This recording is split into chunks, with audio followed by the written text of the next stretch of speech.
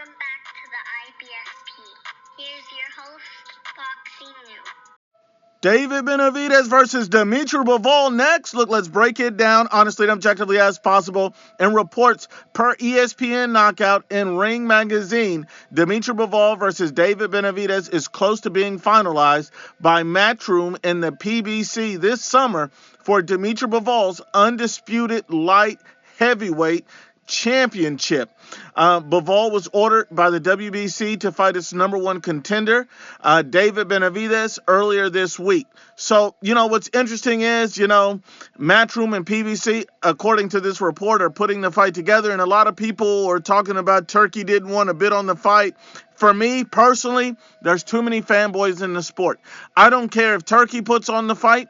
I don't care if, Matchroom puts it on. I don't care if PBC puts it on. I just want to see the fight. There's too many fanboys for Turkey. There's too many fanboys for the PBC. There's too many fanboys for Matchroom. Stop giving a damn about who puts on the fight and just be thankful for getting the fight. All we want is the best versus the best. This is a fight that people have been asking for. So as long as we get the fight, I do not care if Turkey, the PBC, Matchroom, or all three are involved. It does not matter to me. Just make the damn fights. That's all I care about. So this is actually great news, and this is great news for David Benavidez as well. This is a career-defining moment for him. Now, it's close to being finalized, so they still need to get over that hump and make this official. So they have to make it official. I hope they do, because this is definitely a fight I would love to see, and it's very much pay-per-view worthy. Now, a lot of people has a few issues as far as Michael Eifert, the IBF number one ranked mandatory. A lot of people have issues, say what happens to him. Either they're going to pay this guy money to step down, or Dmitry Bivol can throw that belt in the trash and he can pick it up.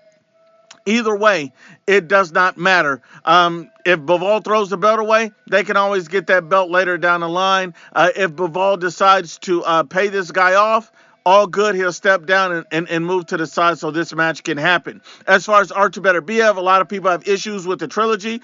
The trilogy can still happen. Who cares? These guys have already had 2 fights. A trilogy is not out of the realm of possibility later in the year. Think about it like this. If Dmitry Bivol fights David Benavidez in the summer and wins, he can fight him at the end of the year. That's no big deal. It's possible. It can still happen.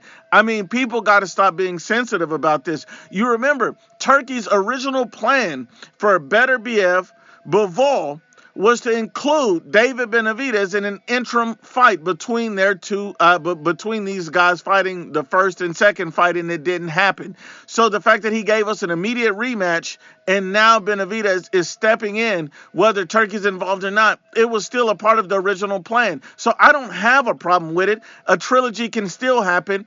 I think Dmitry Bivol wins this fight, but even if he loses, who gives a damn? You get the best versus the best. Now, when you look at it, you see, David Benavidez has been screaming and crying about a Canelo fight that never happened. And here's my thing.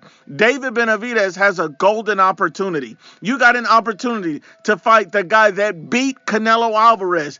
If you can beat him, not only do you secure your own legacy, because that means you'll be undisputed or at least unified, and you'd be a 2-weight world champion, and you'd be a legitimate pound-for-pound fighter. This man will literally be greatness walking right then and there if he beats Dmitry Bivol. He'll prove a lot of people wrong. I don't believe David Benavidez has the skill set needed to beat Dmitry Bivol, but I respect him because this is a fight I didn't even think David Benavidez would take. I thought he would circumvent this fight, move around, make excuses. So the